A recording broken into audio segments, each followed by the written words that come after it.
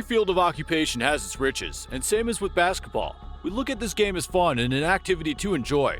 While we look at the game's glamorous part, we cannot deny that many players were considered the richest in basketball, but they went bankrupt and fell on the ground miserably. Hello viewers, welcome to B-Ball TV YouTube channel, where we discuss everything about sports and money. By now, you would have gotten an idea that today's video is going to be about basketball players. And yes, you are correct. In this video, we bring forward the names of 10 bankrupt NBA players. What do you think how much loss an NBA player would have experienced at max? For a hint, it is more than $20 million. To find out if you have guessed the correct figure, watch this video till the end. Before we begin with this video, do subscribe to our channel because primarily it is for free, and secondly, we have more such amazing videos lined up for you. So without further ado, let's hop into the video.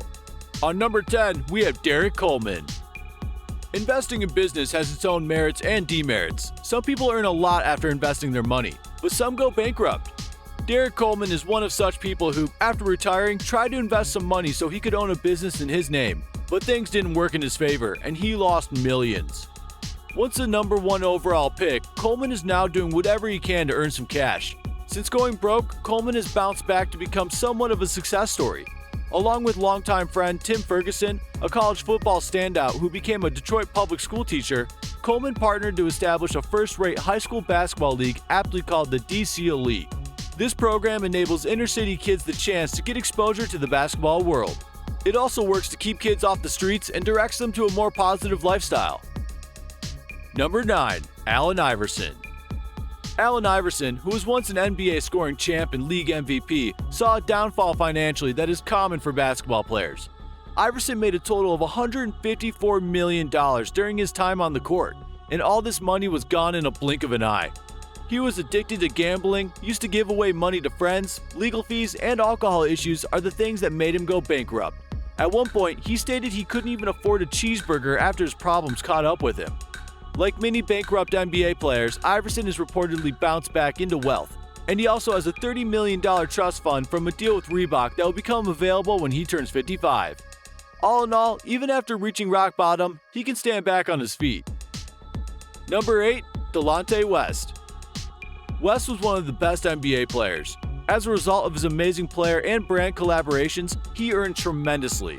On June 26 of 2016, West was spotted on a street corner in the state of Maryland, where he seems to have been panhandling.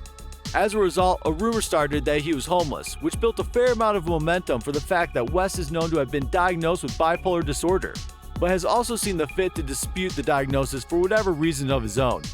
This is not helped by the fact that former NBA players, as well as their counterparts in other professional sports leagues, have much higher than normal bankruptcy rates, which have resulted in a number of headline stories in relatively recent times.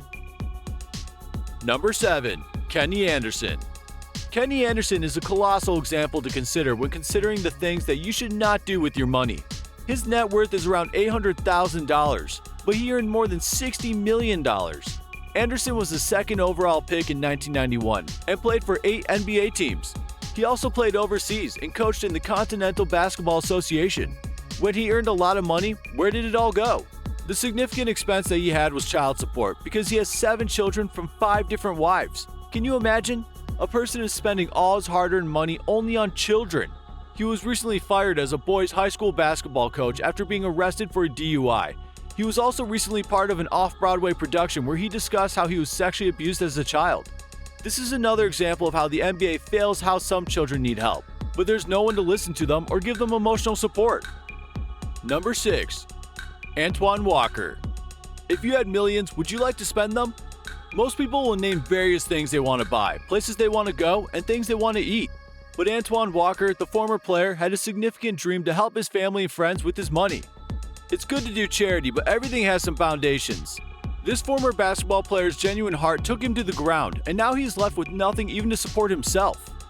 Walker earned an incredible $108 million during his career. Unfortunately, a circle of dozens of family members and friends helped him spend all that money. Toss in an extravagant car collection and gambling issues, and here you have a perfect recipe for bankruptcy. Number 5. In the middle of our list, we have Tim Duncan. Tim Duncan, the greatest power forward of all time, didn't go bankrupt, but he lost over $25 million due to bad advice from an advisor. But when you have the 6th highest career earnings in NBA history at over $242 million, you can survive a $25 million loss like it never happened. Duncan sued the advisor on a matter of principle, filing the lawsuit for just $1 million. And the 5-time NBA champion may end up getting much more, as a federal judge said the advisor has to pay Duncan $7.5 million in restitution. That advisor also was handed a 4-year prison sentence for fraud and ripping off Duncan in a financing investment deal. Number 4. Jason Caffey. Jason Caffey is an NBA player whose total career earnings was $34 million that he lost uniquely compared to many other players on our list. Caffey had to look after 10 children by 8 different mothers on top of personal issues that included an anxiety attack and an assault charge while he was still playing. He tried to file for bankruptcy to cope with the situation, but a judge rejected the claim. In 2007, Caffey was arrested for failure to make child support payments. In 2010, he was named the Mobile Bay Hurricanes head coach of the American Basketball Association. These days, Caffey is still struggling to make ends meet and is still egregiously behind on his child support payments. He is working day and night to attain his lifestyle back, but things are not working in his favor. Number 3. Dennis Rodman. When you make nearly $27 million over your playing career and find yourself struggling to pay bills soon after that, it's time for pride to go out the window. That's why court documents filed by the lawyer of the eccentric Dennis Rodman in 2014 acknowledged that the worm was extremely sick and broke, making it impossible for him to fulfill his required child support commitments. At the time, Rodman owed $808,935 in back child support while allegedly struggling to handle his own living expenses. It appears he may have been living beyond his means during that crazy decade of the 90s. On number 2, we have Larry Johnson. Larry Johnson is commonly known as Grandmama. Larry Johnson earned over $83 million in his NBA career. A person with this turnover can have a successful career, but his personal life was either a bit too successful or unsuccessful, depending on how you look at things. Johnson had to provide child support for his 5 children from 4 different women at that time. This led to some pretty hefty child support payments that amounted to about $900,000 in debt to one woman. He gave up his $800,000 home in Orange County, California to help pay the debts, and the rest of his money was drained away by 2015. Number 1 on our list, Vin Baker. Vin Baker is the ex and maybe only University of Hartford star is estimated to be worth $500,000 after earning almost $100 million during his career. The Milwaukee Bucks chose Baker with the 8th pick in the 1993 NBA draft, and he also played with the Supersonics, Celtics, Knicks, Rockets, and Clippers. Though he created the Stand Tall Foundation and was part of Rodman's diplomacy efforts with North Korea, he blew his money on alcohol, relationships, and bad investments. He was working at Starbucks, but as part of the deal he signed to become his store owner, he moved up in the Starbucks chain, and he has also now gotten a gig as a basketball analyst on Fox Sports. Here we come to the end of this video. Which player's bankruptcy shocked you immensely? Let us know in the comment section. If you like this video, give it a thumbs up, and don't forget to share this video with your basketball fans. See you in the video. Till then, play well.